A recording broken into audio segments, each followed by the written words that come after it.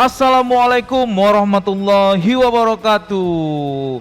Halo semuanya, kembali lagi bersama kami di podcast edukasi Jalur Rempah dengan tema pemahaman jalur rempah melalui sudut pandang histori.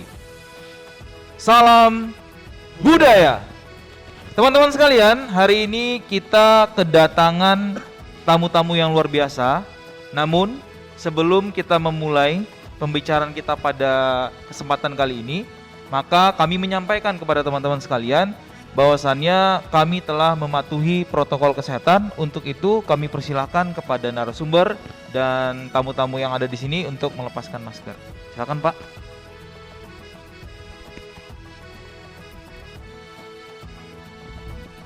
Oke, alhamdulillahirabbil alamin teman-teman ya. Kesempatan kali ini yang luar biasa, kita kembali kedatangan narasumber serta bintang tamu yang sangat luar biasa. Untuk itu, mari kita perkenalan terlebih dahulu ya. Langsung saja pada narasumber utama. Halo Pak, apa kabar Pak Marianto? Alhamdulillah kabarnya senantiasa baik-baik. Senantiasa baik Pak ya. Tambah sehat, ganteng Pak ya. Sehat walafiat gitu. Sehat Dan walafiat. Mas Rafli, dalam kondisi seperti ini kita harus berusaha supaya tetap sehat gitu. Masya Allah ya, mudah-mudahan semangatnya ini Pak mengalir ke kami yang muda-muda ini Pak. Amin. Itu doa kita bersama Mas Rafli. Siap. Kita sebelum tanya-tanya Bapak, kita ke selanjutnya Pak ya. Ini ada yang paling muda nih Pak kayaknya. Paling ganteng atau paling muda? Paling muda, paling ganteng menurut ya. Silakan Mas memperkenalkan dirinya. Terima kasih Pak. Perkenalkan di sini nama saya Deki Setiawan, bisa dipanggil Deki ya. Dipanggil Deki. Nah di sini mungkin saya ini berasal dari Natuna Pak. Belajar dari Natuna. Cuman kadang saya bingungnya di sini Pak. Ketika orang-orang bertanya sesuai KTP tanggal lahir, saya lahir di Tanjung Pinang Pak. Lahir Tanjung Pinang. Lahir di Tanjung Pinang. Oh. Di istilah kata saya numpang lahir aja di sini. Numpang lahir ya. Oke. Ini luar biasa Mas Deki nih ya. Nanti Makasih, kita Pak. ngobrol-ngobrol lagi Mas Deki ya. Siap. Sip. Selanjutnya silakan Pak diperkenalkan. Assalamualaikum warahmatullahi wabarakatuh. Waalaikumsalam warahmatullahi wabarakatuh. Pak Rafli, Anto yang telah sudi mengundang kami di sini. Nama kami Tian Arfansa. Pak Tian. Oke. Ya, kesibukan sehari-hari sebagai guru pengajar prakarya. Prakarya. Di sini berhubung dengan adanya jalur rempah, kita coba lebih fokuskan ke bagaimana memanfaatkan rempah-rempah ini di bidang kewirausahaan, khususnya kuliner nih. Wih, Masya Makan Allah, kita. luar biasa. Ini Kita serajin-rajin dengan Pak Tian ya, harus Iya. dekat-dekat gitu. Tapi gemuk nih Pak, makan Biar gemuk. banyak. tapi tampilan Bapak ini seperti anak band ya, Weh. Waduh. Keren gitu. Jiwa Terima muda. kasih, Mas Rafli. Oh, Masya Allah. Oke. Teman-teman sekalian, acara ini diselenggarakan dengan bekerja sama Asosiasi Guru Sejarah Indonesia Kepulauan Riau, Provinsi Kepulauan Riau bersama dengan Badan Pelestarian Nilai Budaya ya. Maka untuk itu teman-teman kami mohon teman-teman menonton video ini, lalu mungkin nanti kalau ada pertanyaan boleh ditanyakan di kolom komentar ya Pak ya. Oke. Nah selanjutnya nih balik lagi ke Pak Marianto. Pak, kesibukan apa Pak di hari-hari yang luar biasa ini Pak? Penuh kesibukan tapi menyempatkan diri di podcast kali ini Pak. Sampai detik ini saya harus bersyukur karena masih diberi kesempatan punya kesibukan gitu. Wah. Jadi kalau orang sudah nggak bisa mengimbangi kesibukan hari-harinya itu biasanya lagi sakit gitu. Oh. Jadi kita harus berbangga bahwa kita masih bisa menjalankan kesibukan kita gitu. Jadi sesuai dengan profesi saya Mas Rafli, Iya Pak. saya ini guru. Guru, Pak. Guru yang dipercaya untuk mengajar bidang studi sejarah. Kalau aktivitas kita sehari-hari ya alhamdulillah, selain jadi guru kita juga punya beberapa komunitas. Salah satunya ya komunitas aksi. Aksi ini adalah komunitas, kalau kepanjangannya Asosiasi Guru Sejarah Indonesia. Itu jenjangnya mulai dari daerah sampai tingkat nasional. Dan untuk saat ini saya dipercaya sebagai perwakilan pengurus aksi yang ada di tingkat Provinsi Kepri. Wah. kurang lebih seperti itu Mas Rafli. Jadi banyak Pak ya kesibukannya, selain guru tadi mengajar di salah satu sekolah, lalu ada komunitas Pak ya yang Iya. mendampingi. Iya. Wah, luar biasa nih. Kalau Mas Deki ya? Mas Deki Iya. apa kesibukan Mas? Iya, kalau saya sendiri Mas Rafli sekarang sih profesinya sebagai mahasiswa, Pak. Mahasiswa ya? Nah, mahasiswa. Jadi kesibukan mahasiswa ya kuliah. Sekarang sudah masuk kuliah nih, Pak. Udah masuk semester baru. Ya kuliah masih tetap saja online. Walaupun kadang bosan nih, Pak. Oh. Nah, di sini nih kayak sedikit ya cerita keluh kesah lah, Pak. Iya. Kita kuliah tuh walaupun online sebenarnya memang harus semangat kata orang. Iya. Walaupun online. Cuman nih terkadang kita merasa bosan dan jenuh itu yang membuat kita jadi kayak aduh menurun gitu semangatnya, Pak. Tapi tetap gini, Pak. Harapan kami juga sih ke depannya dengan pandemi ini semoga cepat berakhir ya. Amin. Dan kita juga bisa langsung melaksanakan apa yang seharusnya dilaksanakan gitu. Iya. Yang terkendala karena pandemi ini, dan semoga kita juga bisa saling bertatap muka dengan kesehatan yang sama-sama saling dijaga lah gitu, Pak. Iya. Mas ini dengarnya memang orang yang peduli terhadap sejarah Mas ya?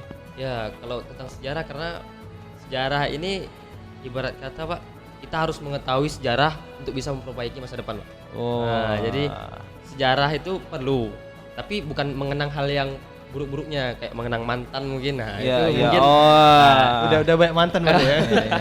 kalau banyak mantan sih saya ini orang yang kurang ini, Pak, di bagian percintaan. Oke, Jadi oke. sejarah tuh kita perlu mengenalnya untuk kita bisa memperbaiki di masa depan. Oh, Nah, itu keren, dari keren, saya sendiri. keren. Berarti jas merah ya? Ya. Jangan sekali-sekali merupakan sejarah. Luar biasa nih, keren nih Pak Tian. Kalau Pak Tian nih apa kesibukannya? Kayaknya lebih keren nih kayaknya. Ya, seperti yang tadi dibilang ya, Pak ya. Bahwa yang Pak Yanto bilang saya setuju, kita masih diberi kesibukan dan aktivitas. Kita diberi aktivitas untuk selalu sehat. Selain mengajar, saya juga hobinya ini menyicipi masakan ada yang rempah-rempah ya, Mas Alfi. Wih, masakan Lagi- istri Mas? Pak. ya? Bukan, di luar juga. Oh, di luar juga. Jadi Soal- mencicipi itu hobi ya. Oh iya. Khusus makanan sama minuman ya, Pak. Khusus makanan Oh, Pak ya. gitu. Khusus Bukan makanan. kebutuhan ya, tapi Iya. hobi. Penting juga hobi ya, Pak. Ya, sekarang kan di masa pandemi nih kan, Iya, iya, ada minuman jahe merah, Wih. itu kan rempah-rempah kita tuh, Pak. Iya. Oh iya. Oke. Kunyit. Nah, jadi itulah. Jadi gimana sekarang yang rempah-rempah ini naik. Jadi kita sama-sama lah menikmati hasil dari rempah-rempah bumi kita sendiri gitu. Wih. Jangan dari luar-luar aja. Dingin gini sedap Pak ya. Sedap. Sedap kali jas merah. Oke. Keren lah, luar biasa kesibukan narasumber kita teman-teman ya. Maka nanti mungkin teman-teman bisa langsung kalau saking penasaran dengan kesibukan narasumber kita, mungkin bisa add media sosialnya. Nanti kita cantumkan di bawah. Iya. Sebagai promosi. Iya, Mana benar. tahu naik subscribernya Iya, ya. benar sekali. Lalu naik followersnya. Ya, keren. Langsung saja teman-teman, hari ini kita karena membahas tentang jalur rempah, maka kita ingin bertanya nih kepada yang lebih ahli nih ya, pada Pak Marianto. Pak, mungkin bisa dijelaskan Pak, sebenarnya istilah jalur rempah ini apa nih Pak? Iya Mas Rafli. Jadi sebetulnya saya agak berat ini kalau dibilang ahli gitu.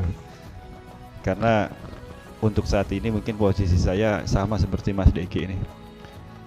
Kita ini termasuk orang-orang yang peduli dengan sejarah ya. Jadi ada beberapa hal yang memang harus kita cermati, mana yang harus kita jadikan acuan, kemudian nanti ke depannya bisa kita perbaiki gitu. Iya Pak. Karena belajar dari masa lalu itu sebetulnya sesuatu yang lebih tepat.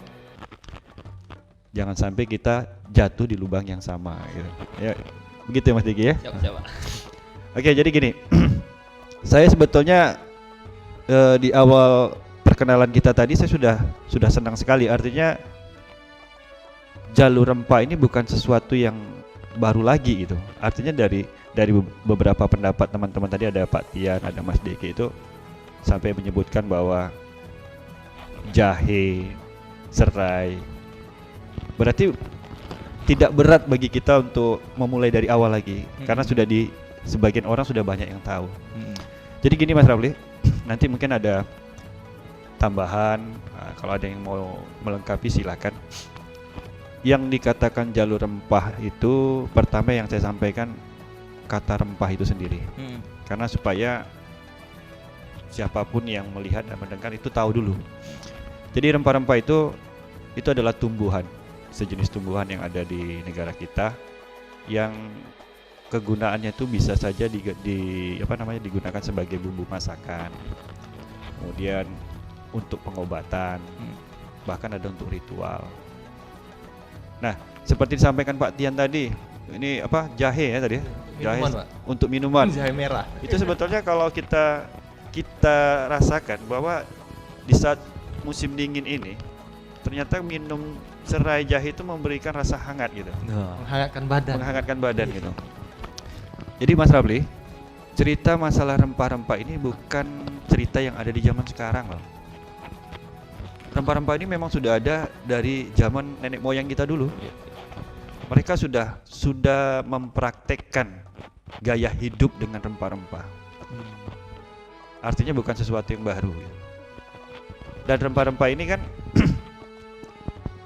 kalau di zaman sekarang bukan sesuatu yang aneh, dekat dan ada di kehidupan kita sehari-hari.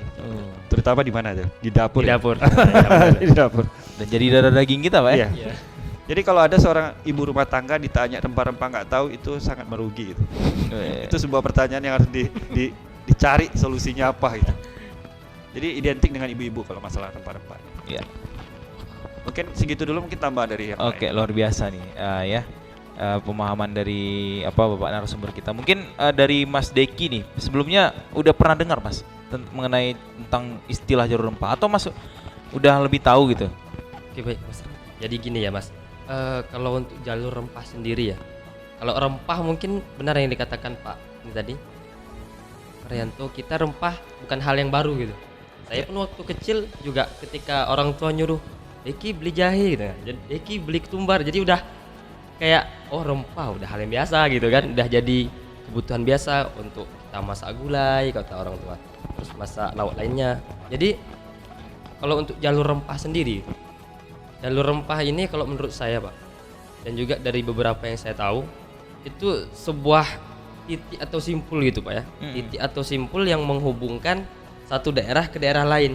Jadi Nusantara dulu. Nah ini kalau kita ini makanya mungkin yang jadi alasan kenapa ini Dinas Kebudayaan kita ingin mengajukan jalur rempah ini sebagai warisan budaya dunia. Karena dari jalur rempah ini kita bisa melihat kejayaan Nusantara zaman dulu. Wah. Jadi dari satu daerah dari Sabang sampai Merauke itu daerah-daerah yang ada di jalur rempah ini merupakan daerah-daerah yang penuh dengan masa kejayaannya akan rempah-rempah sendiri gitu. Contohnya mungkin di daerah kita sendiri gitu kan Pak, yang kita kenal mungkin Pulau Bintan. Nah itu tadi jalur rempah ini sebuah titik-titik atau Penghubung. simpul gitu. Penghubung ya. Penghubung dari satu daerah ke daerah lain, memperkenalkan rempah-rempah kita. Dan juga kalau kita bisa baca sejarah lagi, di daerah-daerah inilah penuh kejayaan yang sampai bangsa Eropa kenal Nusantara karena daerah-daerah inilah hasil rempah-rempah tadi Pak. Oke. Nah, begitu mungkin Pak. Berarti nama Nusantara ini masyhur dikarenakan Ya, akibat rempah-rempah ini ya. Ya, rempah-rempah Wah, yang luar biasa. terkenal gitu Pak. Oke, tahan dulu Mas Deki. Oke, Mungkin siap. ini semakin banyak nih kan. Makin panas Nanti, ya. semakin panas nih sepertinya. Semangat sekali minum Pak. jahe merah Masih ya. paling jiwa muda nih sebenarnya.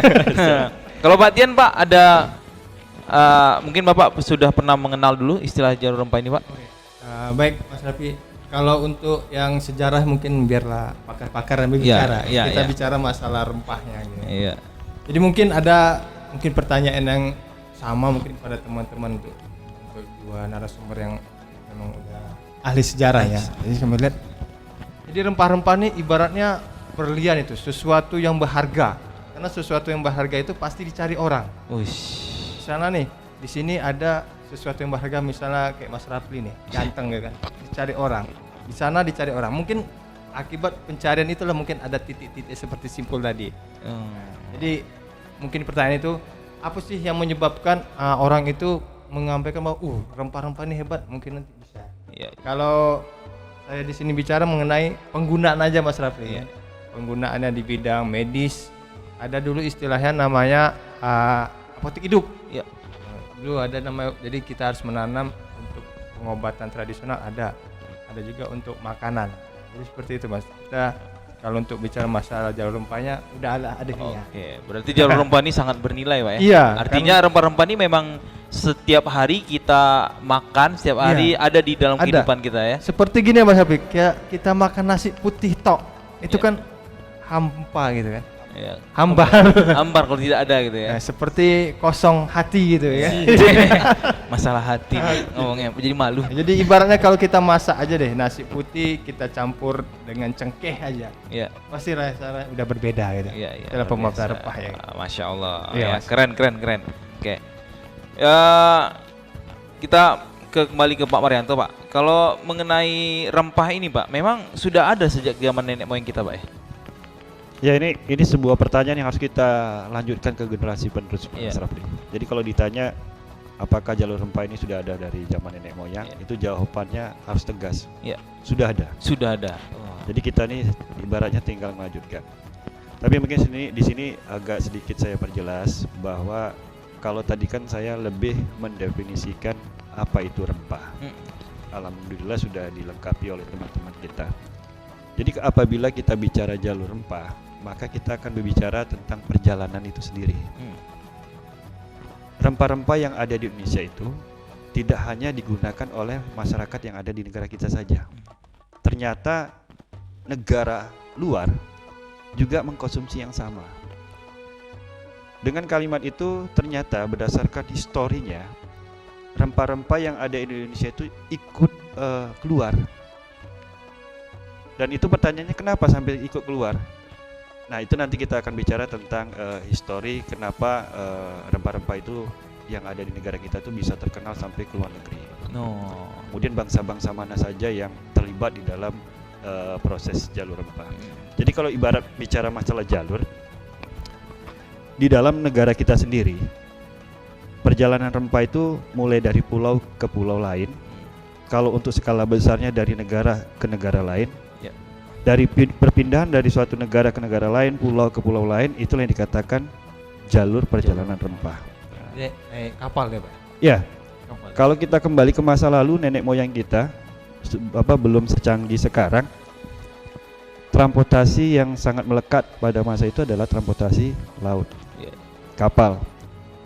Nanti kita akan cerita, kok ada peristiwa yang namanya penjelajahan samudra, kayak gitu. Kok bisa datang bangsa barat ke Indonesia. Terus gini Mas Rafli, nenek moyang kita itu mengenal rempah-rempah itu bisa dikatakan mereka itu belajar dari sebuah pengalaman, tidak dari buku. Kalau kita generasi sekarang kan ilmunya dari turun-temurun, ya dari buku. Ya benar. Berarti dari try and error, Pak ya? Iya. Bahkan mereka melakukan percobaan itu resikonya ada. Bahkan resiko terberatnya keracunan. Ya. Nah dari pengalaman demi pengalaman itulah akhirnya generasi yang sekarang ini bisa mendapatkan ilmu pengetahuan demi apa ya? Kalau kita makan itu kan kita nggak mikir harga lagi. Ya. Kalau rasanya sudah nikmat kita nggak mikir harga. Ya. Kalau Pak Tian bilang tadi ibarat nasi saja tanpa ada rempah-rempah ya hambar rasanya gitu. Iya. Kosong. Berarti sangat bernilai, Pak ya? Kalau Mas Diki bilang tadi waktu kecilnya disuruh ibunya beli merica. Ya. Insya Allah itu bukan sesuatu yang baru untuk saat ini karena dari kecil dia sudah terbiasa. Ya. Kalau anak-anak sekarang ini PR nih sebetulnya nih. Kalau anak-anak sekarang kalau disuruh beli merica, nanti setelah pulang yang dibawa garam. Ketumbar jadi. Artinya apa? Tidak tahu. Pemahaman terhadap rempah-rempah itu memang menjadi PR bagi kita untuk menyampaikan ke generasi muda. Ya. Mungkin tadi sudah disebutkan jenis rempah-rempah itu apa saja, mungkin gitu kan. Nanti saya pengen dengar juga lah dari kita yang di sini yang peduli dengan sejarah ini. Kita bicara apa sih sebetulnya wujud dari rempah-rempah itu sendiri, terutama di negara kita ya, di Indonesia. Mungkin begitu Mas Rabli. Ya. Jadi ada yang menarik, Pak, tadi yang Bapak bilang, berarti artinya jalur rempah ini bukan hanya Indonesia, Pak ya, ada berhubungan dengan negara luar gitu. Nah, kira-kira apa tuh Pak hubungannya, Pak?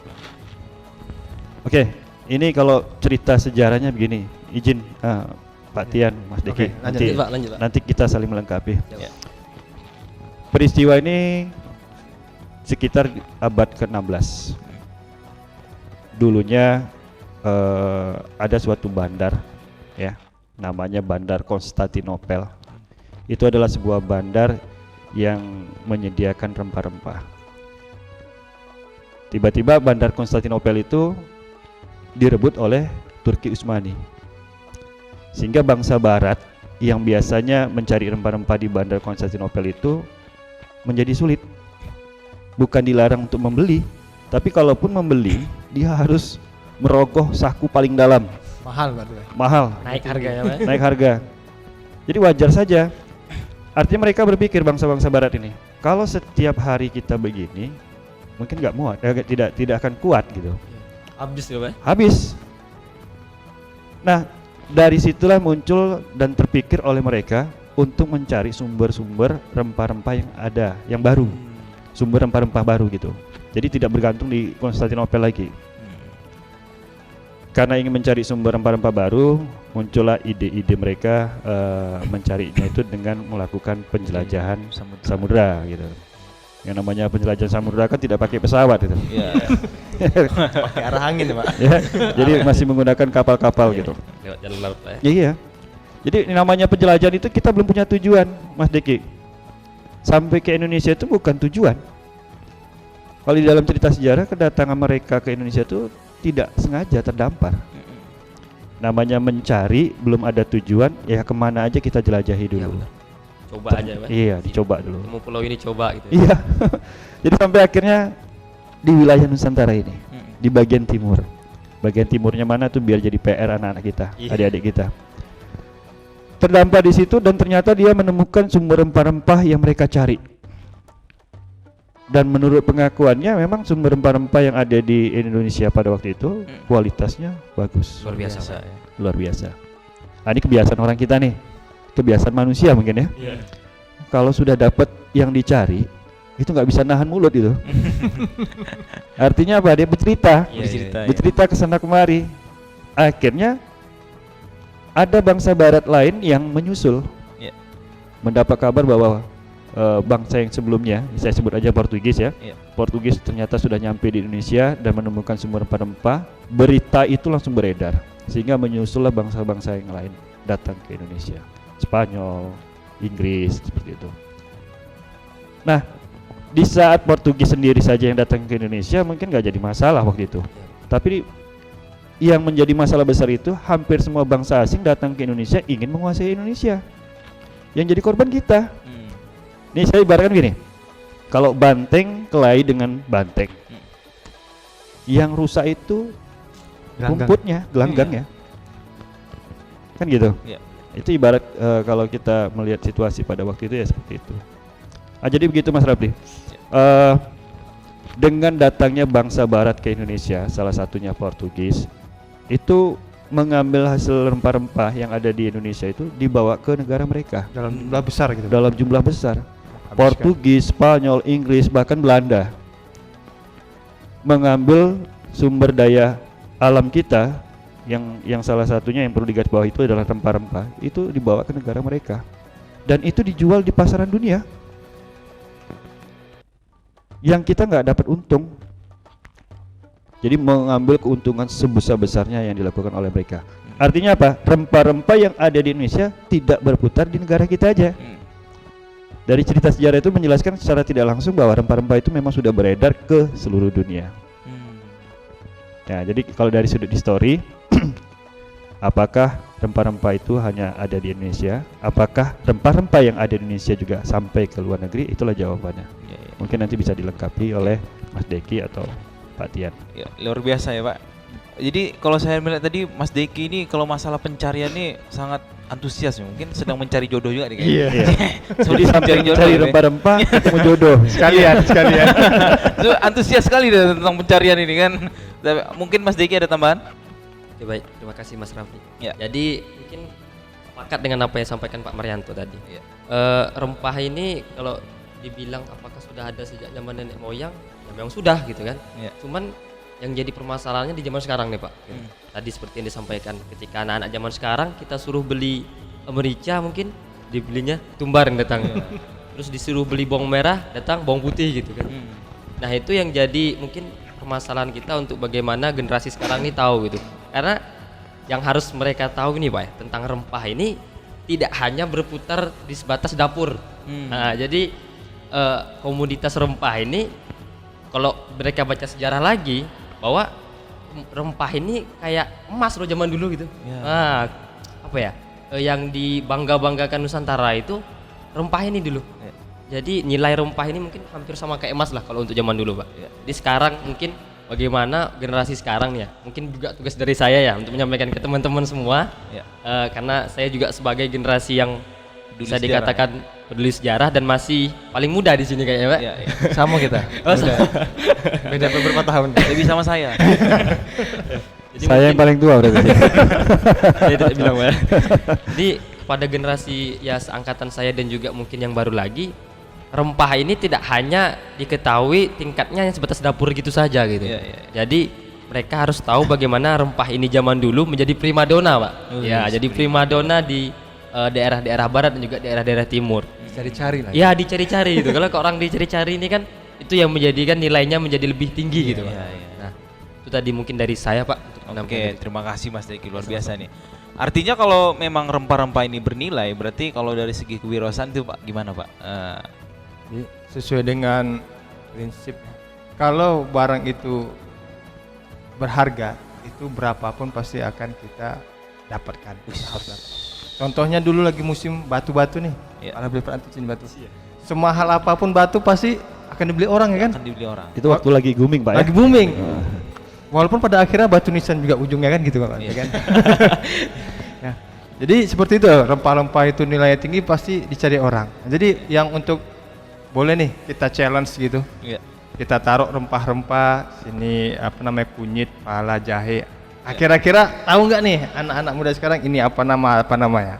Nah, jadi itulah maksudnya kita mau lihat bukan nguji mereka. Jadi kita mau lihat mereka tahu nggak bahwa ini nih dari negara kita loh rempah-rempah ini yang nama-namanya. Jadi buat yang mau cari-cari pasangan diuji dulu boleh deh. Apalagi cari pasangan hidup ya. Tapi luar biasa menarik nih yang ide Pak Tian tadi ya. Jadi challenge Saya dulu. kebayang olimpiade Pak. Kalau olimpiade diletakin apa barang-barang seperti itu kan Pak. Ah, Tiba-tiba nih disuruh nih sebutin apa nih Pak. Mungkin banyak yang belum tahu Pak ya. Nah itu dia. Jadi ini Ah. tugas berat juga nih kita harus tahu ini loh nama rempah-rempah ini budaya Indonesia khas Indonesia yang diburu-buru oleh seperti yang Pak Manto bilang udah go internasional gitu Iya, ceritanya. iya, iya. Jadi seperti itulah Mas kira-kira ya. Oke, terima kasih Pak Tian. Iya Mas. Ya, kita balik lagi nih ke Pak Marianto. Pak, kira-kira manfaat dari rempah ini apa sih Pak? Sampai dicari orang, sampai bernilai. Kan biasanya kita cuma makan aja nih, tapi nggak tahu manfaatnya yang lainnya apa nih Pak kira-kira? Ya. Jadi kalau kita sudah mendapatkan informasi bahwa rempah-rempah ini kok bisa sampai go internasional, maka akan menghasilkan sebuah pertanyaan baru. Apa keistimewaannya kan gitu. Iya. Mungkin dari segi manfaat ya Mas Deki ya. Yes. Seperti tadi di awal-awal sudah dipancing sebetulnya sama Pak Tian sama Pak Deki bahwa rempah-rempah itu gunanya banyak sekali. Kita bicara di Indonesia dulu. Rempah-rempah yang ada di negara kita di Indonesia, sebatas kita masyarakat Indonesia itu digunakan sebagai bumbu masakan. Itu yang paling utama dulu. Saya bisa menjamin kalau bumbu masakan itu hilang dari peredaran pasar, itu ibu-ibu pada bingung itu. Demo Pak ya? Demo Pak ya? Demo bisa bicara tuh. demo besar-besaran. Ibarat gini aja lah, bumbu dapur ya salah satunya garam aja. Ya. Andaikan di Tanjung Pinang ini selama 3 hari aja garam tidak ada, Ya. saya mau nanya dulu sama orang-orang, makanan apa yang paling enak gitu. Kalau Apa sekarang enggak? mungkin ditanya, Mas Rapli, makanan yang paling enak menurut Mas Rapli apa? Nasi Padang Pak? Nasi Padang. Kalau garam itu tidak ada, apakah masih nikmat? Tidak Pak. Nah, jadi biar generasi penerus tahu, yang dikatakan rempah-rempah itu jangan tahu setakat sebagai bumbu masakan. Ternyata rempah-rempah itu kalau kita telusuri, ya, terus kita kaji kembali oleh orang-orang yang peduli dengan sejarah, ini bisa menjadi warisan budaya dunia. Artinya rempah-rempah yang ada di Indonesia ini bukan setakat cerita ala Indonesia saja. Karena jujur Mas Deki, dengan adanya rempah-rempah ini itu secara tidak langsung telah merubah peradaban. Ya. Terjadi percampuran dua budaya yang berbeda kemudian menghasilkan budaya yang baru. Akulturasi seperti itu. Itu pasti terjadi. Portugis datang ke sini membawa budayanya, ya kan? Indonesia yang sudah punya budaya sendiri tentu akan berpadu di situ. Spanyol begitu juga, Inggris begitu juga, Belanda begitu juga. Nah, jadi di mana letak istimewanya? Di mana letak pentingnya? Itu tadi, dengan adanya rempah-rempah ini ternyata mampu mengubah peradaban gitu. Jadi salah satu manfaat yang ada di negara kita seperti saya katakan tadi, bumbu masakan iya, kemudian untuk pengobatan iya, ya, kan, gitu. Kemudian untuk acara ritual juga digunakan oleh beberapa daerah gitu. Ya. Nah, kalau untuk di luar negeri yang agak sedikit berbeda dengan kita, Mas Deki. Di Eropa tuh kan kalau dalam setahun biasanya tidak merata sih, ada yang 3 bulan, ada yang 4 bulan itu mengalami suhu dingin. Iya benar. Nah, itu tidak bisa dipungkiri. Salah satu kebutuhan rempah-rempah paling utama bagi mereka ya di situ, sebagai bahan penghangat tubuh. Jadi yang dikonsumsi yang gunanya untuk penghangat tubuh dari dalam. Mungkin kurang lebih seperti itu Mas Rafli. Oke, luar biasa ya. Berarti manfaatnya itu sangat penting bagi kelangsungan hidup manusia, Pak ya. Nah, luar biasa. Ya, Terutama tadi itu. peradaban manusia ya. Iya. Saking pentingnya itu. Mungkin Mas Deki ada tambahan? Oke, baik Mas Rafli. Jadi yang disampaikan oleh Pak Marianto tadi benar adanya, karena pertama tadi pengaruh dari hadirnya rempah di Nusantara ini ya akulturasi budaya, gitu kan. Itu yang jadi merubah peradaban yang ada di Nusantara ini gitu. Terus juga mungkin kebutuhan dan manfaatnya selain ini ya untuk makanan dan minuman ataupun untuk menghangatkan tubuh, apalagi juga untuk medis kan, obat-obatan. Kita juga kenal yang namanya industri tekstil gitu, Pak. Nah, jadi kalau mungkin kita kembali lihat sejarah bahwa di daerah kita aja lah, Pak. Kita nggak usah ngomong-ngomong daerah lain gitu kan. Di Kepri sendiri. Itu mungkin pernah terkenal sebagai penghasil gambir, Pak. Penghasil rempah gambir yang mendunia juga saat itu. Jadi primadona juga saat itu. Dan gambir pun dibutuhkan oleh orang-orang lokal ini, Pak. Itu dibuat sebagai warna dalam kain gitu kan. Dan juga untuk industri obat-obatan gitu juga, Pak, untuk gambir. Nah, maka orang luar juga saking ketertarikannya juga ya. Inilah kalau orang rasa ingin tahunya tinggi ya. Untuk orang Eropa sana, mereka juga datang ke kita gitu. Malah tercatat mungkin dalam buku yang The General History of Singapore, of Chinese dari Singapura, itu buku tahun 2019 kalau nggak salah saya. Ngeri bacaannya ya. Itu Inggris, Pak. Inggris menjadi negara importir terbesar gambir ke Kepulauan Riau kita, Pak. Nah, jadi itulah tadi mungkin keberadaan kita nih di Kepulauan Riau ini deh. Jadi gambir dari kita ini dibawa ke Singapura dulu untuk transit, kemudian baru disampaikan ke Inggris dengan harga yang cukup fantastis pada saat itu, Pak. Nah, itu tadi mungkin manfaat dari rempah-rempah khususnya mungkin di daerah kita sendiri. Jadi ada namanya untuk penyemai kulit juga nih, mungkin produk kecantikan untuk para wanita-wanita di luar sana gitu ya. Jadi gambir itu juga manfaatnya juga untuk kulit bagus gitu, Pak.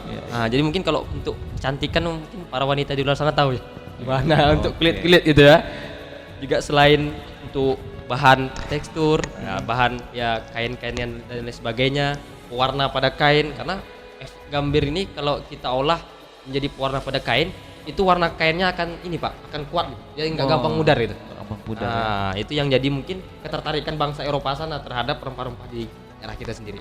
Mungkin itu dari saya, Mas Robi. Sepertinya setelah ini Mas Deki ini bakal banyak followers, Pak.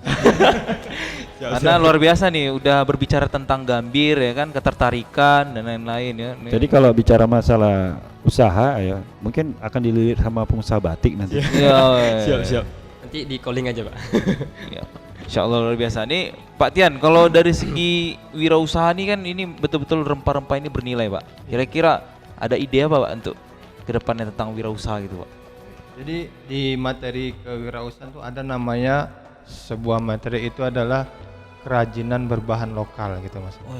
Jadi kalau di sini kita alihkan ke makanan kan, Pak, tuh ciri khas makanan khusus Kepri ada roti canai, cencalu, ikan milendir sarapan, bubur pedas dan baik-baik.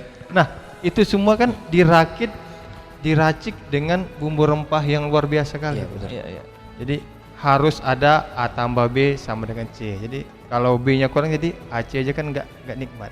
Nah, Iya. jadi disitulah kita memperkenalkan kepada anak murid kita, jangan bangga deh dengan kalau dingin badan kita minum penghangat badan seperti yang di barat-barat gitu pakai Iya. tos-tos gitu. Dari luar Pak ya, Dari sedangkan luar. dari dalam ini sudah ada. Wih, gitu banyak ya. sekali melimpah. Iya, iya. Yang sekarang ini udah ada namanya produk lokal itu yang kayak udah dijadikan bubuk rapi. Jadi bukan hanya kopi bubuk aja, ada juga jahe bubuk, kunyit bubuk. Jadi itulah yang menghangatkan budaya badan kita. Iya. Secara budaya Indonesia itulah yang menghangatkan. Jadi itu tugas berat juga untuk khususnya guru prakarya itu, gimana anak-anak ini mengelola rempah-rempah itu biar nggak diklaim orang ya. Iya, iya, betul, betul. Jangan sampai kita makanan kita diklaim orang lagi nanti Iya, ntar. benar. Itu harus kita pertahankan sama-sama biar dia tahu. Jadi jangan ditanya dari mana Indonesia. Tahu congkeh nggak? Nggak tahu. Nggak tahu, Nah kan iya. Indonesia bagian mana? Nah, kan Iya. ada ground mungkin bagian bawah kan gitu. Asli Indonesia atau enggak ini gitu kan? Aslinya betul enggak ya? Jadi banyak juga cara memperkenalkan itu seperti dari musik-musik juga ada nih Pak Rapli. Wah, Kayak ini- Kus Plus kita dengarkan, wah udah banyak tuh lagu-lagu Kus Plus atau lagu-lagu sekarang kan. Jadi itulah menunjukkan bahwa ini Indonesia loh, rempah ini milik Indonesia. Jangan kalian ambil-ambil lah gitu kan. Iya, Itulah ibaratnya. luar biasa. Kalau dari segi yang kewirausahaan tadi Mas. berarti anak-anak muda ini, pesan-pesan anak muda yang nonton video ini ya, bahwasannya harus lebih jeli Iya. melihat peluang kewirausahaan dengan menggunakan rempah-rempah ini. Iya Pak. benar. Mungkin saya boleh menambahkan sedikit Oh, nih. silakan, silakan. silakan Mas Diki. Tadi dari penyampaian Pak Tian nih kayak oh ya, jadi satu pesan kecil untuk teman-teman semua bahwa rempah ini kan tadi untuk menghangatkan. Ya. Jadi menghangatkan yang halal itu, nah bisa dengan rempah itu. Ya tak perlu dengan yang tos-tos tadi gitu kan. Nah, gitu. Jadi selain rempah ini menghangatkan, halal juga baik gitu, Pak. Iya, benar. Nah, jadi cintai produk lokal gitu. Iya, pakai komplit ya. Mudah-mudahan bisa di endorse nanti kita. Kayak gitu aja, Halal, Mas Robli. cinta Iya. memang udah mengarah ke situ ya. Dan jelas arahnya nih. Ada satu lagi tadi, hampa. Berat lah. Bentar lagi banyak followers masuk ya. Amin. Oke, luar biasa nih. Teman-teman, semakin menarik pembicaraan kita pada hari ini ya, teman-teman. Ya, mungkin langsung kita tadi belum disebutin Pak mengenai jenis rempah-rempah yang ada di Kepri dan di Indonesia nih Pak. Mungkin bisa dijelasin Pak. Kalau untuk di wilayah Indonesia tuh mungkin yang bisa saya sebutkan, nanti kalau ada tambahan silakan Iya, ya Mas. iya. Ada sebagian orang atau sebagian daerah yang ada di negara kita tuh menyebutnya lada. Ada. Kalau lada di Sumatera Barat itu cabai ya? Lado tuh Pak. Itu lado. Iya kan? Iya lado. Ya seperti ada lada hitam, lada putih ada juga Mas. Iya. Ya, kemudian kayu manis, pala. Pala. Nah, pala ya? Pala, buah pala, Pak. Buah pala ya, buah pala. Ada juga yang mengatakan cengkeh, kunyit. Nah, seperti itulah, kurang lebih seperti itu. Itulah jenis-jenis original rempah-rempah yang ada di negara kita. Ya. Tapi sebetulnya kalau kita lihat di dalam perkembangan zaman sekarang ini, yang dikategorikan rempah-rempah itu sudah muncul yang baru-baru lagi gitu. Nah, ini juga PR bagi kita nih untuk menambah menu dalam rempah-rempah itu sendiri. Daftar nama, Pak. Nah, daftar nama rempah-rempah itu sendiri. Ya. Berarti masih ada yang belum ini Pak ya, belum diketahui daftar namanya gitu Pak. Ya, karena kita Indonesia ini kan terdiri dari beberapa pulau-pulau, suku dan pulau-pulau, budaya dengan pulau-pulaunya gitu. Artinya apa? Mungkin kalau di daerah di pulau sana ada rempah-rempah yang memang selalu dikonsumsi, yang kita tidak tahu. Tapi begitu kita nikmati kan memang enak gitu. Ya, ya. Ada satu contoh di wilayah kampung istri saya di daerah Rengat gitu. Kalau orang kampungnya mengatakan sebutannya kedopio. Kedopio. Kedopio. Itu saya lihat di Google belum ada itu. Kedopio. Kedopio itu seperti ya memang rempah-rempah. Kalau mereka orang sana mengatakan itu rempah-rempah gitu. Tapi kita selama ini nggak pernah tahu namanya kedopio itu. Kemudian bentuknya memang bagi pribadi saya mungkin agak asing, karena yang saya tahu rempah-rempah itu yang sudah terkenal ini gitu. Familiar. Yang sudah familiar. Di situ membuktikan bahwa memang sebetulnya masih ada catatan-catatan yang harus kita lengkapi berkenaan dengan daftar nama dalam rempah-rempah itu. Berarti Pak bisa dibilang bahwa tiap daerah itu punya ciri khas rempahnya bisa gitu Pak. Iya, seperti yang saya katakan tadi, di saat kita kuliner, Iya. nah, seperti yang sampaikan tadi kuliner. Makan-makan. Kalau kita sekarang kepengen makan yang namanya soto gitu kan. Soto Lamongan dengan soto yang ada di Tanjung Pinang itu pasti sudah ada mengalami penyesuaian gitu. Ya, benar, Iya. Pak. Nasi Padang pun ada di Jawa. Tapi level pedasnya mungkin beda. Iya, betul. Karena yang di Jawa mungkin lebih cenderung manis. Ya. Iya. Nah, jadi artinya apa? Bicara masalah rempah-rempah, maka akan ada perbedaan antara wilayah satu dengan wilayah yang lainnya. Gitu. Oke, oke. Ya, mungkin Ya. segitu Mas Rafli. Ya, luar biasa ya. Dari Mas Deki sendiri nih, kira-kira pandangan Mas Deki mengenai jenis rempah-rempah tadi, sepertinya Mas Deki udah nyebutin terkait dengan kegunaan rempah-rempah itu, salah satunya tadi apa Mas? Gambir ya, tadi gambir Mas ya. jelasin. Nah, ini kan menarik nih, anak muda mengetahui tentang ini. Kira-kira apa lagi Mas yang Mas tahu tentang jenis rempah-rempah nih? Oke, baik, terima kasih Mas. Jadi untuk rempah-rempah ini yang ori dari daerah kita dulu deh. Saya tahu itu mungkin yang terbesarnya ada gambir dan juga lada gitu. Makanya orang mungkin mengenal Kepulauan Riau dengan gelar negeri segantang lada gitu. Ya. Negeri segantang lada. Jadi mungkin kalau untuk jenis rempah yang ada di Kepri sendiri, ya mungkin dari setiap pulau-pulau di Kepri itu ada rempah yang berbeda dengan dari satu pulau ke pulau lainnya gitu. Jadi itu tadi ciri khasnya dari satu pulau ke pulau lainnya. Namun dari Kepri sendiri ya hampir sama juga seperti yang ada di Indonesia pada umumnya, kayak cengkeh. Itu Ya. di daerah kampung saya Pak, di Natuna. Nah, di Pulau Mida itu cengkeh itu pas saya kecil itu pernah harganya mungkin booming gitu Pak, sampai tinggi gitu. Nah itu jadi mungkin ketika musimnya tiba, jadi mata pencaharian buat orang-orang luar Pak. Nah jadi sedikit bercerita nih Pak. Iya. Sedikit bercerita di kampung saya ketika Cerita atau curhat ya? ya hampir mirip lah Pak. Jadi di kampung saya itu ketika saya masih menginjak SD ataupun madrasah sanawiyah atau tingkat SMP gitu Pak. Ya. Para orang-orang yang dari Kalimantan dan dari Jawa Ya. itu datang ke pulau saya Pak.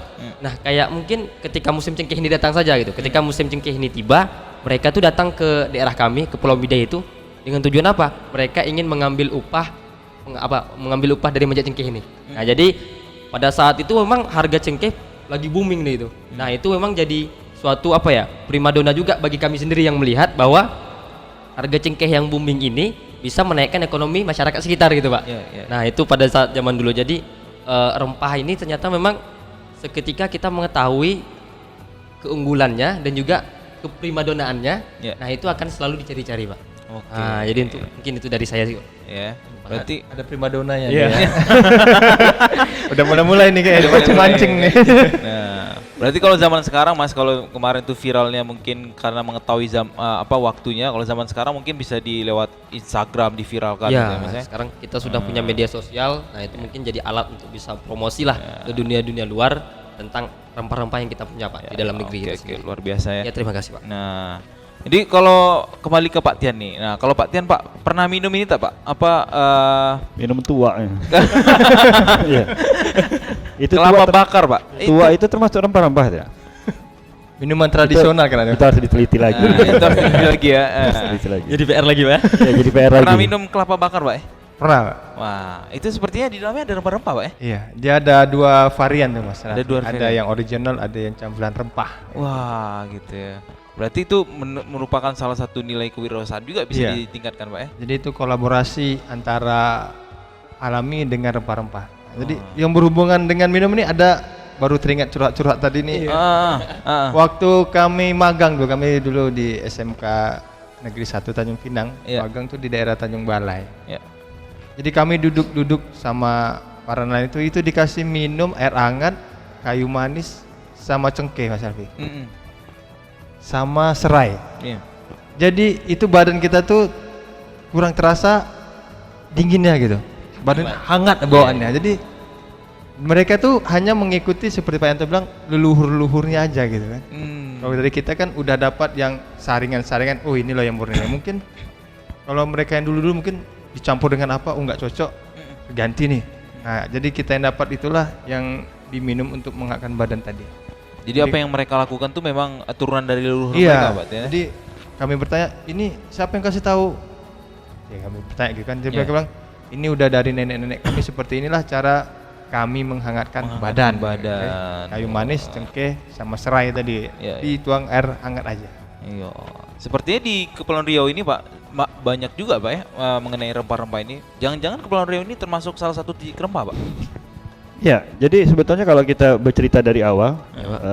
kebetulan kita berada di Kepulauan Riau, kita kepengennya cerita ini mulai dari yang besar tadi, akhirnya mengerucut ke daerah kita. Iya, iya. Saya senang sekali Mas Rafli. Artinya gini, sebelum saya jawab pertanyaan itu tadi, apakah pihak bangsa Barat itu masih membutuhkan rempah-rempah kita? Jawabannya itu masih. Masih. Bedanya dengan dulu mereka menjajah. Iya. Kalau sekarang bekerja sama. Hmm. Di dalam sejarahnya bahwa negara berdasarkan aturan juga ketatanegaraan bahwa negara yang sudah merdeka itu adalah negara yang betul-betul tidak boleh diganggu lagi, dalam artian dijajah. Kalau tadi mengistilahkan anak muda ya, anak gadis, ibaratnya sekarang ini ada anak gadis yang belum menikah, maka laki-laki dari manapun punya hak untuk mendekati. Tapi begitu nama gadis ini sertifikatnya atas nama Mas Deki, maka laki-laki lain tidak boleh lagi mengganggu. Artinya pengakuan Indonesia sebagai negara yang merdeka itu sudah kita dapati, maka konteks penjajahan dari bangsa asing tidak ada lagi. Sehingga sekarang kalaupun ada semacam hubungan kerjasama, yaitu setakat hanya kerjasama antar negara. Ada MOU-nya. Iya, ada Janjian MOU-nya. Ya seperti bisnis jalur rempah itu tetap berjalan sampai sekarang. Komoditi rempah-rempah yang ada di negara kita ini merupakan komoditi rempah-rempah yang bagus, sehingga wajar saja mereka mencari yang bagus sampai ke Indonesia. Nah, untuk di wilayah Kepulauan Riau, tadi sedikit banyaknya sudah disampaikan oleh Mas Deki. Ya, kenapa Tanjung Pinang itu dijuluki sebagai Negeri segantang lada. negeri segantang lada? Kata kuncinya adalah lada tadi. Itu tidak sekedar memberi nama aja, Mas Rafli, Pak Tian. Memang ada ikonnya di situ. Memang di daerah Kepulauan Riau, khususnya Tanjung Pinang, Bintan dengan Lingga, mungkin nanti bisa ditambah lagi. Kita memang terkenal wilayah itu sebagai pusat pertumbuhan rempah-rempah. Di Dai itu, itu yang terkenal lada. Ada lada hitam, ada lada putih. 3 tahun yang lalu saya mengadakan lawatan sejarah ke Istana Sultan Mahmud Riyad Shah. Ya. Di situ istananya sudah tidak ada, tinggal tapaknya saja. Tapi di sebelahnya itu ada replikanya. Terus yang saya perhatikan di sekeliling istana replika tadi, wilayah yang sangat luas, itu masih banyak jenis tanaman-tanaman rempah-rempah. Artinya mereka memang masih menginginkan, oke lah, di beberapa wilayah berkembang dengan bangunan-bangunan yang megah silakan, tapi untuk di wilayah yang dijadikan sebagai situs sejarah, mereka tetap mempertahankan orisinalnya, termasuk tanaman yang ada di situ. Kemudian di Tanjung Pinang juga ada sebutan Jalan Gambir. Ya benar Pak. Itu sampai sekarang dari turun temurun ya tetap Jalan Gambir namanya. Iya. Mudah-mudahan kita tetap menghargai konsep cerita leluhur tadi, jangan menghilangkan. Mana tahu pengen modern ya Mas ya, ganti nama jalannya, tidak Jalan Gambir lagi tapi jalan sebutan istilah anak muda lah, misalkan jalan Instagram. Nah, ini nggak Jalan mungkin. milenial. Jalan milenial. Jalani aja dulu. Ini udah makin berat nih Pak. Jalani aja dulu, tak jadi tak apa-apa. Di saat ngomong-ngomong tidak apa-apa itu giginya rapat, tak apa-apa. Itu bahaya. Iya juga Pak. Iya, kode keras. Jadi itu Mas Rafli. Iya. Itu kalau sedikit tentang apa ya namanya pembuktian bahwa wilayah kita itu pernah menjadi titik gitu. Iya. Kemudian gini Mas, ada situs kapal karam namanya. Itu kalau tak salah di Bintan ada, di Natuna juga ada. Menandakan bahwa situs yang ditemukan kapal karam itu jenis kapalnya itu bukan kapal kita. Dan kita mungkin waktu itu kemampuan membuat kapalnya belum secanggih itu. Dan itu terbukti memang kapal luar. Artinya apa? Jalur penjelajahan samudra memang menyentuh wilayah kita. Iya. Seperti itu. Kemudian ada bukti arkeolog Arkeologi. mengatakan bahwa pedagang-pedagang India kemudian pedagang-pedagang Inggris, Cina itu memang datang ke wilayah kita. Ada salah satu situs peninggalan bersejarah, bangunan bersejarah yang kita kenal sebagai rumah tahanan yang ada di Jalan Jawa, ya kan? Pernah dengar ya? Yang di Jalan Jawa ya Pak. Kalau dulu sebutannya kan Jil itu. Nah, Jil itu orang taunya sekarang itu adalah peninggalan Belanda. Tapi sebetulnya Jil itu yang membuat itu adalah Portugis. Oh. Yang menyelesaikan Belanda. Nah, gitu. Jadi semacam ada peralihan. Nah, di saat itu tadi Portugis datang ke Indonesia ingin menguasai, mencari kekayaan, kejayaan, kan gitu kan? Nah, ternyata tidak dia sendiri yang pengen kayak gitu, bangsa yang lain juga. Akhirnya mereka sama-sama bangsa barat datang ke Indonesia bersaing, saling menjatuhkan seperti itu. Nah, jadi itulah beberapa bukti kalau kita bicara apakah benar titik jalur rempah itu memang betul-betul sampai ke daerah kita. Lalu kalau dilihat dari segi geografis Pak, kita dekat dengan Singapura Pak ya. Berarti itu menandakan bahwasannya Tanjung Pinang ini, Kepulauan Riau ini memang adalah jalur masuk para pedagang Pak ya, pintu masuk para pedagang gitu Pak. Ya, jadi kita nggak bisa ngelak Mas Rafi. Dengan kondisi letak geografis itu tadi, secara tidak langsung menjadikan wilayah kita tuh berhadapan dengan pintu yang strategis. Wah. Keluar masuknya bangsa-bangsa dalam konteks berdagang. Kita berdampingan dengan Singapura loh. Berdampingan dengan Malaysia. Malaysia dengan Singapura itu bukan negara apa ya, istilah anak muda sekarang kaleng-kaleng gitu. Bukan negara Itu kaleng-kaleng lah. dari segi pertumbuhan ekonomi mereka diakui. Dari nilai mata uang kita jauh di bawah mereka. Jadi tidak menutup kemungkinan ini sebetulnya peluang ya Mas Deki, peluang bagi kita generasi penerus bangsa. Mereka juga sebetulnya sama dengan kita mengkonsumsi rempah-rempah. Dan kalau memang dunia mengakui sampai saat ini rempah-rempah kita paling bagus, kenapa tidak kita berdayakan generasi penerus bangsa untuk berbisnis, kata Pak Tian, berwirausaha. Yuk aksesnya ke langsung Singapura atau ke Malaysia, silakan. Dan di Malaysia itu Mas Deki ada yang suku India namanya. India itu suku ya? Bisa dikatakan suku ya gitu. India tuh termasuk penduduk yang paling ramai di Malaysia, termasuk ramai gitu. Kalau bicara masalah rempah-rempah, India yang terkenal. Apalagi mereka lebih identik kalau masakan itu bekari. Iya. Nah, seperti itu. Jadi itulah artinya untuk peluang ke depan kalau kita masih menghargai dan menghormati warisan budaya kita tadi khususnya rempah-rempah, sebetulnya itu sudah menjadi peluang bisnis yang tidak meragukan lagi. Wah. Ya, seperti itu. Itu pesan-pesan untuk anak muda ya Pak ya? Ya, untuk anak muda dan kita lah. Karena kita masih muda. Kita masih muda, tetap muda itu. Mungkin ada tambahan dari Mas Deki? Ya Mas Rafli, jadi mungkin penambahan sepakat dengan yang disampaikan oleh Pak Marianto tadi bahwa kita bahas untuk perdagangannya juga gitu kan, rempah-rempah untuk perdagangannya, bahwa di daerah kita nih posisinya strategis itu, Tanjung Pinang. Dulu mungkin daerah luar mengenalnya Pulau Bintan Pak, Pulau Bentan gitu ya. Jadi dalam sejarah itu kalau tidak salah pada saat kerajaan Riau Lingga, Johor Pahang gitu masih bersatu dulu, itu pelabuhan yang kita kenal dengan Sungai Carang sekarang bernama dulu Pelabuhan Riau. Nah itu jadi pusat bandar terbesar gitu Pak. Jadi kalau daerah negeri di atas angin kata orang itu kayak Arab, Cina dan juga India pada zaman dulu, mereka kalau mau melakukan transaksi dari Asia Timur, dari daerah timur ke daerah barat, itu pasti persinggahannya tetap di Pelabuhan Riau tadi. Nah, jadi istilahnya ketika pada zaman ini Raja Badrul Alam Shah I kalau nggak salah, itu sekitar abad 17, mereka yang singgah di daerah ini harus mengikuti aturan di sini. Nah, dalam artian ketika mereka singgah di sini, mereka harus membeli rempah-rempah yang ada di daerah Pelabuhan Riau tadi gitu Pak. Tapi ditukar dengan yang lain sebagainya gitu. Jadi yang jadi ini kan apa ya? Yang jadi tugas pokok kita untuk bisa menaikkan kembali rempah ini, bahwa kita ingin gitu negara kita bisa bangkit ekonominya pada saat zaman dahulu gitu. Khususnya di daerah kita sendiri di Tanjung Pinang, bahwa di Kepulauan Riau ini, di Pelabuhan Riau dulu ya, yang kita kenal dengan Sungai Carang sekarang, itu pernah jadi pusat bandar terbesar gitu. Jadi ketika negara timur mau ke negara barat itu harus lewat kita, dan mereka harus membeli rempah-rempah dari kita.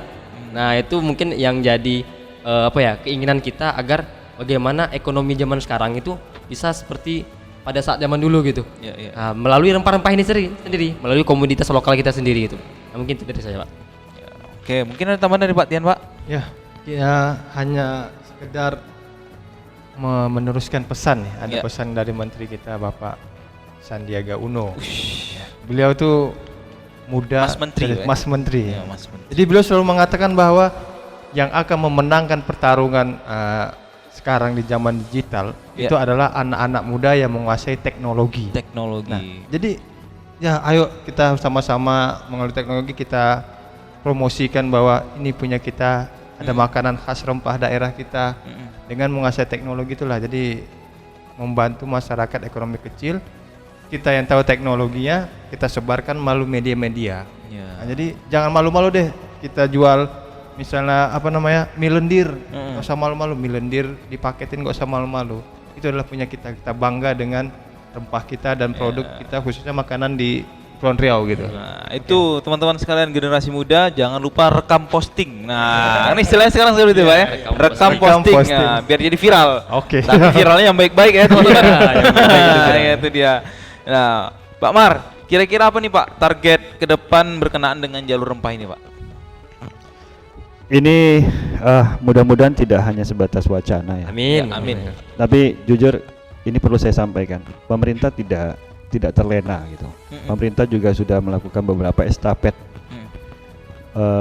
Kalau tidak salah pengenalan jalur rempah ini sudah kurang lebih 3 tahun ya Mas Dek ya. Kurang lebih sudah 3 tahun. Kita nanti berharap di tahun berikutnya semakin sempurna. Karena targetnya bagaimana cerita rempah-rempah ini dengan dari satu titik ke titik lain, dari suatu pulau ke pulau lain, bahkan sampai ke negara lain. Itu kita jadikan kita cari data-datanya semua. Nantinya akan kita dari pemerintah akan mengusahakan bahwa cerita tentang rempah-rempah ini sangat layak untuk dijadikan warisan Budaya dunia. Budaya Indonesia. warisan budaya dunia. Untuk mendapatkan predikat warisan budaya dunia itu tidak mudah. Tidak mudah. Kalau ceritanya hanya di Indonesia saja mungkin tidak akan tembus. Tapi berdasarkan fakta-fakta dan sedikit pengakuan dari beberapa pihak negara sudah membuktikan bahwa rempah-rempah yang ada di Indonesia itu sudah kemana-mana di dunia. Berarti ruang lingkupnya memang sudah dunia. Kalau dari cerita-cerita itu sebenarnya memang sudah layak untuk dijadikan sebagai warisan dunia. Tinggal kita sekarang bagaimana membuktikan cerita tersebut dengan beberapa informasi bukti-bukti yang bisa kita pedomani. Jadi gini Mas Rafli, insya Allah kalau memang tercapai kita akan menjadikan jalur rempah ini sebagai warisan budaya dunia yang diakui oleh UNESCO. Ya, ya. Nah seperti itu Amin. target utamanya. Sehingga Amin, amin. cerita yang ada di negara kita tuh ada yang mewakili sampai ke pengakuannya di UNESCO. Ya, ya. Wah, luar biasa nih targetnya. Mari teman-teman kita doakan mudah-mudahan target ini tercapai, Pak ya. Ya, Amin. amin. Nah, kira-kira Pak, tapi kalau melihat dari usaha pemerintah sendiri untuk melindungi banyak peninggalan sejarah tuh gimana, Pak? Ya, jadi kalau bicara dari luar konteks rempah-rempah ini, sebetulnya banyak juga usaha pemerintah untuk melindungi, merawat bukti-bukti peninggalan sejarah. Salah satunya yang resmi itu dari pemerintah menyediakan museum. Museum itu kan secara tidak langsung adalah wadah yang digunakan oleh pemerintah untuk menyampaikan pesan dari masa lalu kepada generasi penerus bangsa. Itu dijadikan media informasinya di situ, penghubung antara generasi sekarang dengan masa lalu. Kemudian tidak setakat yang sifatnya melindungi, tapi juga bagaimana mengenal dan melestarikan kepada generasi penerus bangsa. Salah satunya inilah, alhamdulillah BPNB Kepri ini sangat peduli dengan generasi penerus bangsa, terutama hal-hal yang bersifat budaya. Dia mengadakan beberapa event-event Wah, yang berkaitan dengan materi kita itu, yaitu Festival Jalur Rempah, di mana Festival Jalur Rempah itu nanti dibuat beberapa kegiatan. Ada yang kegiatannya mungkin lebih ke kuliner, ya, ada yang sifatnya perlombaan, ada yang bersifat workshop. Nah, yang kita ini merupakan salah satu kegiatan yang untuk memeriahkan festival Jalur Rempah itu tadi. Cuma kita sifatnya workshop dalam media podcast. Ya, seperti itu. Media masih kini, Pak. Masa kini gitu. Tujuan podcast ini Mas Rapli, Mas Deki, Pak Tian, pertama kita menyesuaikan situasi pandemi sekarang yang tidak memungkinkan untuk mengumpulkan banyak orang. Acara workshop itu kan biasanya mengundang dari kelompok pelajar, mahasiswa dan guru sejarah, itu mungkin seperti itu. Karena dianggap mereka lah yang punya peran untuk menginformasikan lebih luas. Generasi muda sih, Pak. Iya. Tapi karena tidak memungkinkan dari segi kondisi sekarang ini, situasional sekarang ini, akhirnya kita buat podcast. Ya. Dan ternyata podcast ini bisa dinikmati oleh siapa saja dan kapan saja dan di mana saja. Ya. Nah, jadi tidak terbatas waktu. Jadi makanya kemarin kita cerita-cerita dengan pihak BPNB bahwa ini rasanya lebih kekinian Iya, gitu. benar. Mungkin segitu tambahan dari saya. Berarti anak-anak muda ini butuh kegiatan-kegiatan yang seperti ini, Pak Iya. untuk mengetahuinya ya.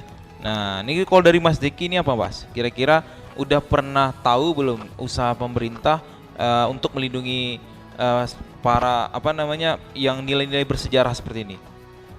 Mungkin kalau dari saya lihat Pak ya, banyak sekali sih usaha pemerintah untuk bisa melindungi peninggalan. Contohnya kita mungkin bisa melihat bahwa Pulau Penyengat sendiri gitu Pak. Ya. Nah, Pulau Penyengat sendiri salah satunya kalau saya tidak salah itu pernah menjadi itu diakui atau mendapat gelar Pulau Perdamaian Dunia gitu. Oh. Nah, jadi di Pulau Penyengat sendiri itu udah kita lihat bahwa pemerintah memang sangat menjaga sejarah gitu. Sangat melestarikan nilai-nilai sejarah. Jadi mungkin kita lihat balai adatnya, terus mungkin kita bisa lihat meriamnya di situ, ataupun gudang mesiunya, apalagi istana masjidnya di situ. Masjid Penyengat itu yang kita kenal, itu mungkin salah satu juga upaya dari pemerintah untuk bisa menjaga kelestarian nilai budaya atau warisan budaya tadi agar tetap bisa dinikmati oleh kami nih, generasi sekarang dan juga generasi selanjutnya begitu. Gitu, Pak. Oke, Tambah luar biasa. sedikit, Mas Rabi. Ya, silakan, Pak. Sebelum ke Pak Tian, karena mumpung masih ingat yang disampaikan oleh Mas Deki itu. Iya. Jadi yang namanya situs sejarah, apalagi yang bersifat religius, ini sebetulnya masih ada PR sama kita. Tidak setakat mengharapkan kunjungan dari orang sebanyak-banyaknya dalam rangka mensosialisasikan, memperkenalkan. Tapi kita yang paling terpenting juga sebetulnya bagaimana kita menghormati gitu.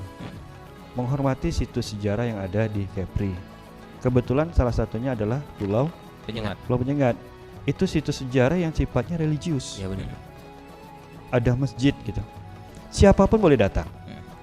Tapi kadang saya terpikir kalaulah yang datang itu pakai celana pendek, ini mohon maaf ya. Kemudian yang datang itu bajunya ini tidak harus vulgar saya menyampaikan. Tapi pada prinsipnya kita semua paham. Kalau kita mencontoh yang baik itu saya rasa nggak jadi masalah. Saya pernah ke Candi Borobudur. Itu termasuk religius, cuma beda kita Islam gitu. Beda keyakinan. Itu para turis silakan datang. Tapi dengan catatan begitu mau masuk ke areal lokasi situs Candi Borobudur itu mereka harus menggunakan kemban. Sebetulnya di samping kita dalam rangka menghormati situs yang religius itu berbuah bisnis. Ya. Jadi para pedagang yang ada di sekitaran wisata itu boleh menjajakan kain-kain bagi mereka yang tidak membawa gitu loh. Jadi saling menguntungkan. Tapi target utamanya bagaimana kita menunjukkan kepada orang lain bahwa kita harus menghormati situs itu. Ya.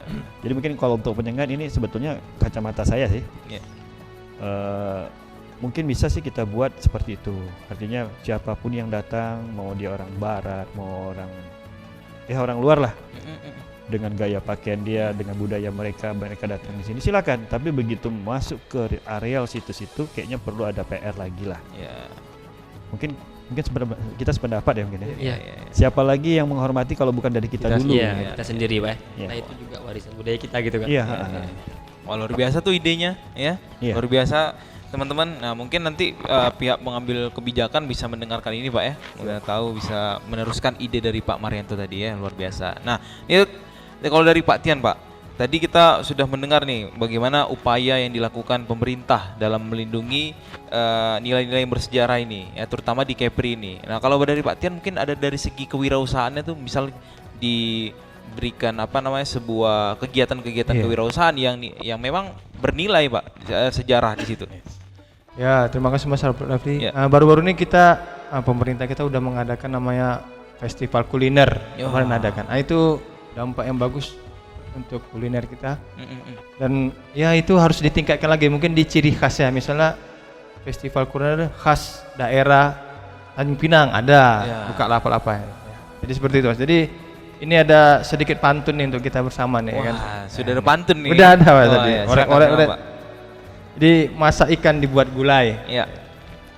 Letak di meja lalu ditata. Ya. Asik.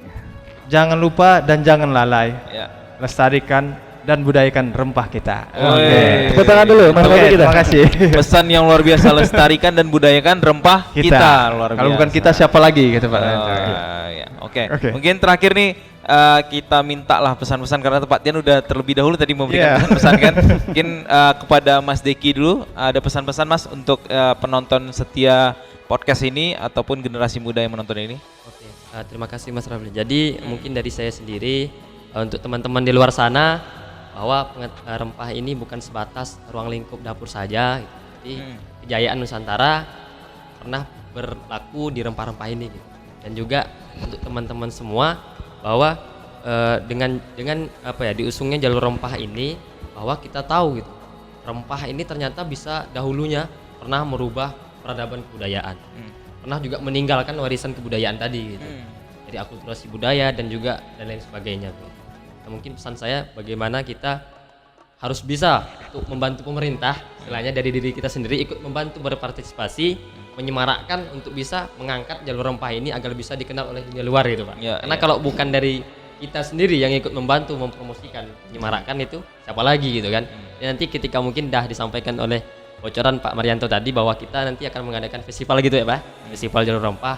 Nah, untuk teman-teman mungkin bisa nanti tuh mengikuti kegiatan rangkaian lomba atau mungkin workshop nanti atau mungkin ya pameran kuliner dan lain sebagainya begitu Pak. Nah, mungkin dari saya. Terakhir mungkin saya boleh tutup pakai pantun juga nih. Pak. Oh, boleh, boleh. Wah, ini Ingat pantun luar juga nih, biasa Pak. nih Karena ya. negeri Melayu kalau tak pantun tuh tak kurang apa ya? Kurang seh gitu ya. Jadi mungkin dari saya pergi ke pasar membeli ikan gitu. ya, Tidak lupa membeli serikaya. ya. Mari kita sama-sama wujudkan jalur rempah menjadi warisan budaya dunia. Masya Allah, mantap. keren luar biasa ya. Jadi kalau bukan kita siapa lagi? Iya, kalau bukan kalau kita. bukan sekarang Kapan kapan, lagi? lagi? Oke. Oke. Itu Bang, Ini- kalau bukan sekarang kapan lagi? Iya. Ini pesan terakhir Pak dari narasumber utama kita Pak Marianto, silakan Pak. Ya, ini saya kebagian yang nggak enak ini. Intinya apa yang sudah disampaikan oleh Pak Tian, Mas Deki, intinya kita sama gitu. Dan saya tuh paling nggak suka acara itu bagian penghujung inilah, karena kita harus berpisah gitu. Sebetulnya masih pengen ngobrol-ngobrol. Saya pengen nanti di lain waktu kita bisa ketemu lagi Mas Deki, ya Pak Tian, kita Iya, bisa siap, Pak. ngobrol-ngobrol. Kalaupun ngobrolnya nggak mesti dalam acara podcast ini ya kita bincang-bincang di kedai kopi. Boleh ngopi-ngopi lah Pak. Karena ada hal-hal yang sifatnya harus kita lestarikan berkenaan dengan sejarah. Jadi gini, kata kuncinya kepada generasi muda, bantulah kami, bantulah para pengemban amanah dari pemerintah kita untuk mengangkat cerita tentang rempah-rempah ini sebagai warisan dunia nanti dan diakui oleh UNESCO. Mungkin gitu aja. Seperti yang lain, kalau tadi sudah berpantun, akhirnya saya harus berpantun juga. Ya kan? Secara tidak langsung dipaksa Pak. ya? Iya. Karena kalau sudah yang pertama pantun, yang kedua pantun, yang ketiga tidak, ibaratnya pincang gitu. Saya orang Jawa tapi saya akan coba berpantun. Iya. Pantunnya begini. Kakap ikan, gurami pun ikan, sama-sama sedap dimakan. Salah dan silap yang terucapkan, sudilah kiranya saling memaafkan. Masya Allah, luar biasa. Kita beri tepuk tangan dulu teman-teman Pak. Luar biasa. Oke, mungkin begitu Mas Rafli, terima Oke. kasih. Wah, luar biasa ya pertemuan kita kali ini banyak memberikan pesan dan kesan kita berharap mudah-mudahan kegiatan-kegiatan seperti ini terus digalangkan oleh pemerintah. Mudah-mudahan generasi muda yang menonton ini bisa mendapatkan banyak manfaat, terutama ilmu, lalu mengaplikasikannya dalam kegiatan-kegiatan yang sangat kreatif ya. Nah, itu saja dari kami hari ini. Kalau bapak-bapak sudah ada pantun, saya ada pantun juga nih. Ya. Burung kenari, burung cendrawasih. Cukup sekian dan terima kasih. Masya Allah luar biasa. Sampai jumpa di podcast selanjutnya. Untuk terakhir kita tutup dengan salam budaya.